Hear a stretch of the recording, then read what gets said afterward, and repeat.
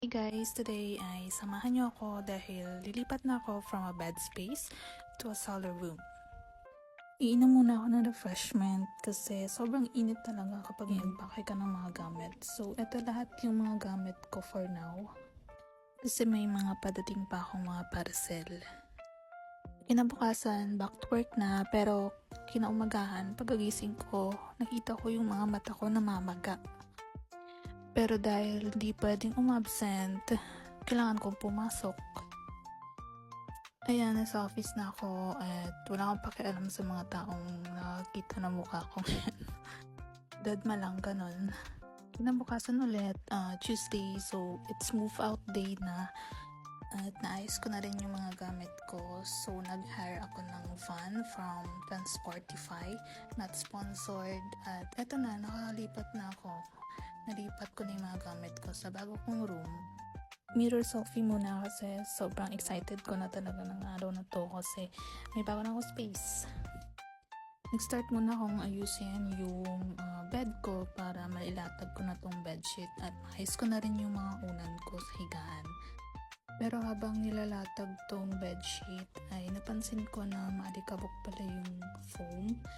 So, inalis ko muna tong mga gamit kong ito bago ko tuluyang ilatag tong bedsheet. Anyway, ay habang inaayos ko muna yung foam or pinapagpagan yung foam, ay ikakwento ko muna kung ano yung nangyari sa mata ko nung isang araw.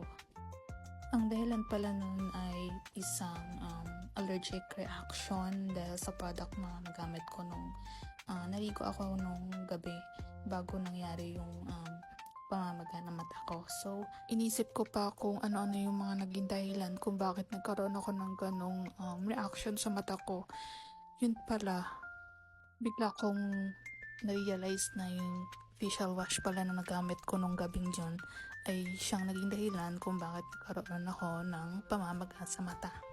Akala ko yung una, puyat lang ako kaya nagkaroon ng ganun yung mata ko, pero dahil naisip ko na hindi naman ako nagkakaroon ng ganun before kahit na wala akong tulog or kung may nakain man akong allergic sa akin, pero wala naman ako allergy sa food. So, yun, na-conclude ko nga na yung dahilan ng pagkakaroon ko ng reaction sa mata is dahil sa facial wash na Panoxyl, which contains benzoyl peroxide na sobrang harsh or tapang kapag nag-contact sa skin natin.